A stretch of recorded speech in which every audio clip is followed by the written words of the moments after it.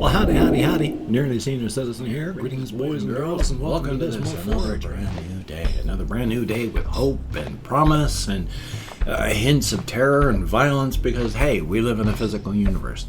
Thumbs up for that. And especially on this planet we live in where it's kill or be killed, eat or be eaten. You know,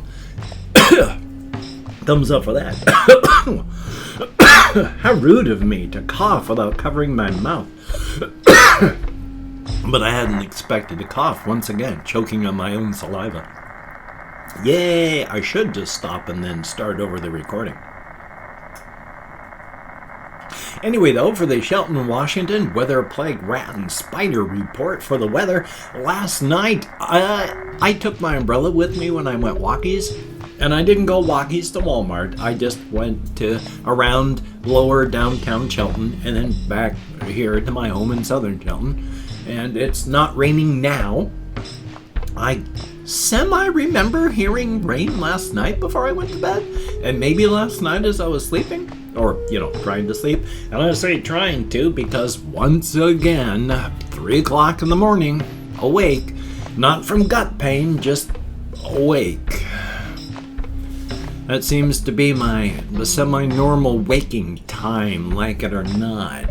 Joyous on that. Still though, at least nothing in my legs cramped up, so that's a good thing. Spider report, gangly spiders. There's a gangly spider up there. There's a little gangly spider down there. There's no gangly. Oh, well, there may be gangly spiders. I saw a spider down near the ground near my cat box the other day. I was moving stuff and then just a thing went whoop and moved and went, oh, there's a spider down there. Thumbs up for that.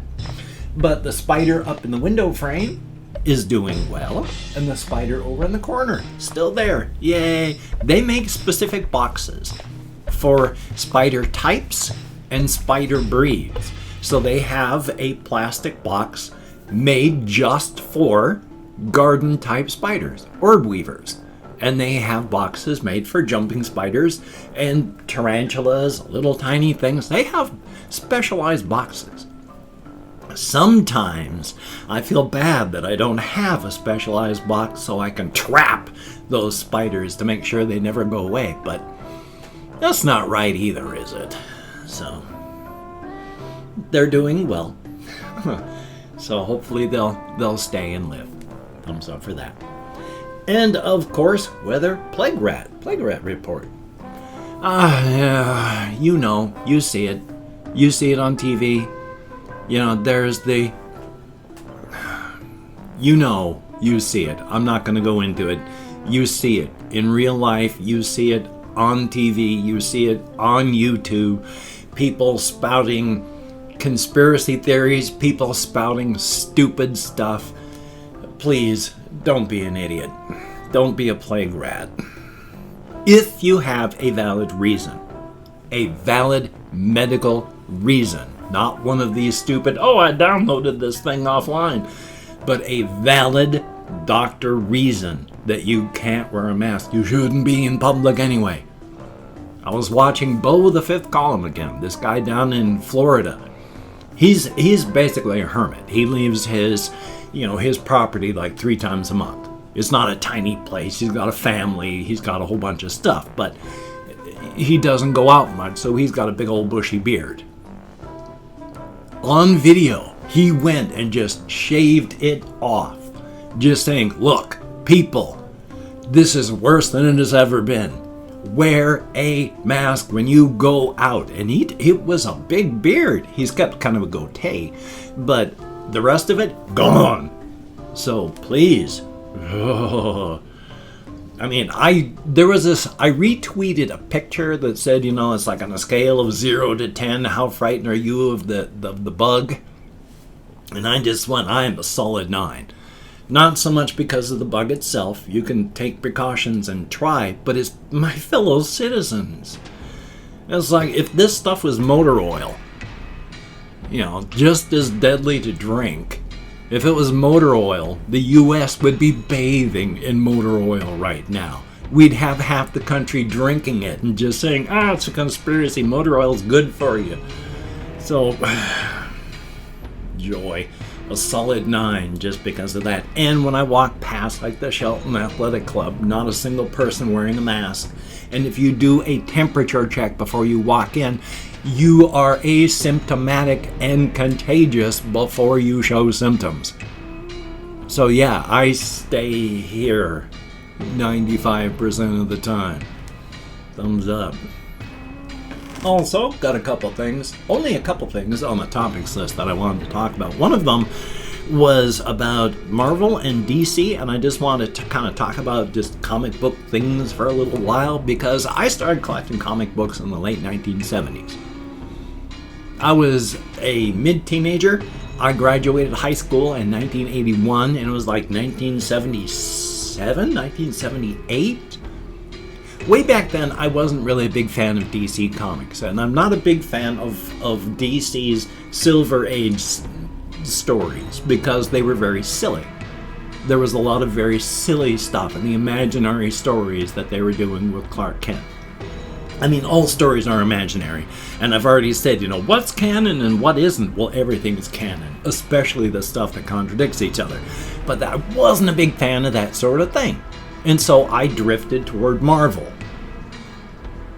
Now, over the years, I've gone this way and that way, but when I got back from the Air Force, I was firmly clicked over onto the DC part, and I had been a big DC fan most of my life because of that. I really like what they do, and I like their stories, and I like stuff, and it's sad, the editorial team, because they've never known what they were doing. It's sad that they've been sold and half of their editorial staff being purged, so hopefully they're going to survive. But one of the things that had been pointed out in a post that I saw online, and it really resonated because it made sense. It was talking about how in DC Comics you have sidekicks. A lot of characters have sidekicks. And not only that, but there's a lot of family stuff.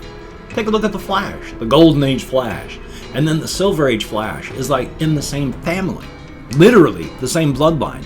Different circumstances that gave him the power, but in the same bloodline. And then going onward with Wally West, the Flash that I grew up reading, same family, different circumstances. DC Comics is big on family legacy and sidekicks. Kind of like a family thing. Sure, there's a ton of loners. And there's people that just do not work with others. But on the whole, DC has been a family legacy thing. Where it's the line of the family is more important than the actual person that's got the thing. And I actually kind of like that. It's nice. I like that because Marvel, Stan Lee, and the current systems that they have is more of a loner. Oh, sure, there's groups, there's families. Fantastic Four, I mean, they've been a family more than anything for most of their existence as a comic book series. So there is family, there is legacy, but that's not their focus. And I like that focus. So, thumbs up on that. Another big thing, there's the editor. I've read a whole bunch of stuff. I lived through this. In Marvel Comics, they had the editor Jim Shooter, who did a whole bunch of stuff with Marvel Comics, like the whole Secret Wars stuff, which one of the big reasons I stopped reading Marvel Comics, because of stuff like the whole Secret Wars, because it's like, here's a creature, a magnificent godlike being comes into our universe that does not understand desire, and so desires to understand desire, and takes all these heroes and villains, puts them on a planet, and says, okay, you're going to fight for this great thing because I want to understand desire. Stupid from the get-go. And it never got any more intelligent throughout the entire run. The only thing I ever liked about Jim Shooter's writing is when he quit Marvel and started up the first, Image or Valiant? I can't remember what, and they had things like Exo Man of War and Solar Man of the Atom and all that. Those were good. The stuff he did prior, garbage. And from everything I've read about the man as an individual, not a good guy. So no wonder his story is like, not my stuff. So thumbs up. But past that, I mean, I stopped reading comics right around a few years before I crashed and burned with my alcoholism. And then I haven't been able to afford them since. I mean, right now, I'm getting to the point where soon I'm going to be putting all my money into rent and having no money for anything else. So it's not a good situation. I can't move. I don't have a vehicle. I don't have any money. So how could I pay for anything? How can I move my stuff? Yay. Also, since I don't want to talk about depressing and awful stuff, really quick, I was watching a thing about the distance of how difficult it would be talking with Mars, and yeah, eventually it would become its own colony just because of communication things. That's the way it is. It would have to. It would become its own independent thing. Life is life. But one of the things that I am really big on, we need to get off the Earth, because we're at the bottom of a gravity well, and that is so freaking dangerous. Any big rock from outer space that falls and hits our planet, and we are gone as a species. And these things happen all the time, astronomically. We've had some damn close calls just in the time I've been alive. We need to get off this rock in case something happens, whether it is caused by humanity or outside things. Now, also, though, one of the things that makes gravity and gravity wells, like I was talking about, so interesting is they even made one of these, Call of Duty or type games where it didn't go over well, but the point of the game was that this South American and European coalition had bombed the U.S. into a state of not good stuff, but they hadn't used conventional weaponry. They used kinetic rods, and kinetic rods are an actual real thing. It's the only reason we don't have them up there now is because they're international treaties. You just get a great big old iron rod or titanium rod so it doesn't burn on its way in. Keep it in a satellite as it faces the planet. All you have to do is fire it down. Even just a little bitty push at the right angle. And when it hits, it is going to hit with the power of a bomb. Some cases, a nuclear bomb with absolutely zero radiation because it's just a big chunk of metal that fell out of the sky. And we're at the bottom of a gravity well. When it hits, watch out. So yeah, that's a horrific weapon. Now, there is a science fiction writer that also posited one of the things we do as a human species is very dangerous. We're transmitting that we are here through radio waves and such.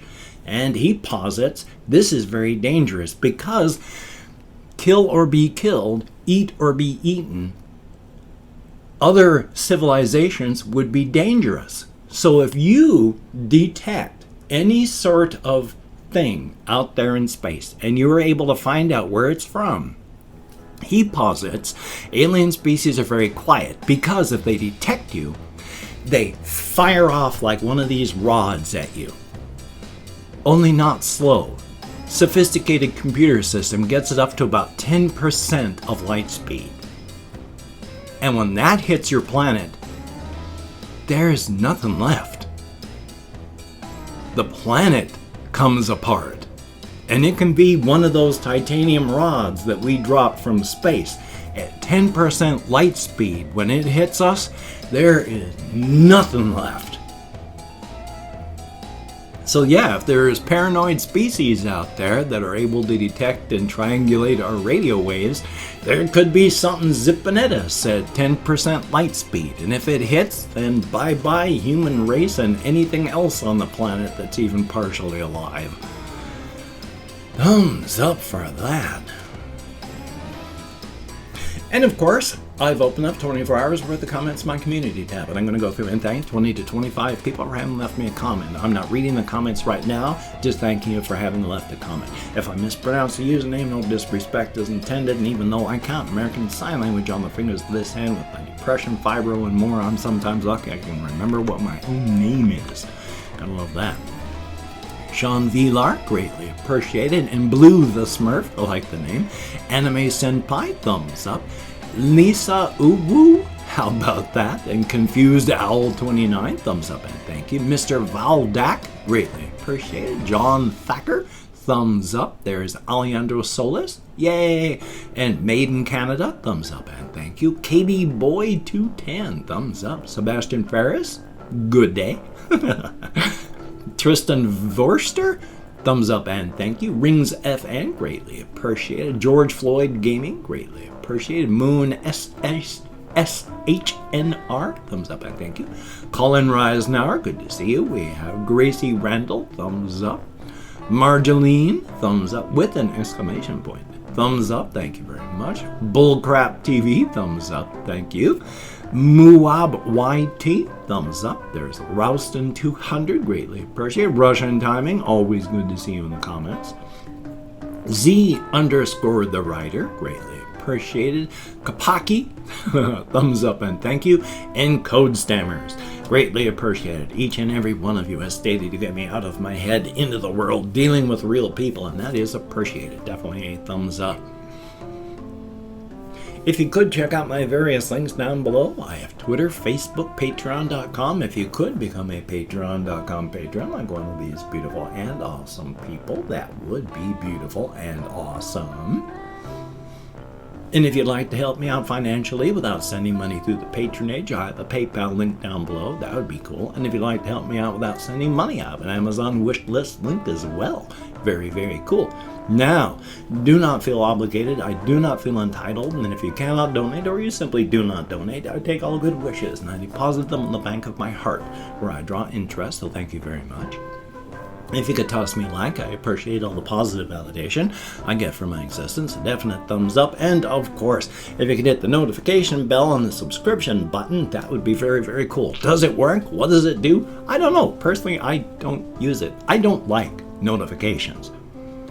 I want to look at stuff when I want to look at stuff. I am stubborn. I am stubborn, so I have no idea if it works or not. Thank you if you use it. Well, son of a gun, I've got this video here. I've got another video that I need to record and then edit and then render. So thumbs up on that. As stated yesterday, I seem to thrive just getting things done under the wire. It's something that's actually halfway worked for me in my life. So why change now? Anyway, though, thumbs up for that. And the lobster hat wearing duck head of judgment suffers from a surplus of scorn. It is ready, not eager, but ready, to cast that scorn upon any and all it finds disappointing. Its mockery is severe. Please do not disappoint the lobster hat wearing duck head of judgment. It suffers from a surplus of scorn. And Black Lives Matter, damn it. Shouldn't even be something we have to talk about. But we do. And they are. They are? They do. You know what I mean. Yay for me. And of course, justice for everybody. The jackbooted, brown-shirted fascist thugs in police uniforms keep brutalizing and murdering in their homes and on American streets. Wear a mask. Please. Wash your hands. Try not to touch your face. Practice your social isolation and distancing. Stay at home unless you have to go out. If it was just live or die, that would be one thing. But about 40% so far of everybody who gets this comes out with a permanent lifelong disability.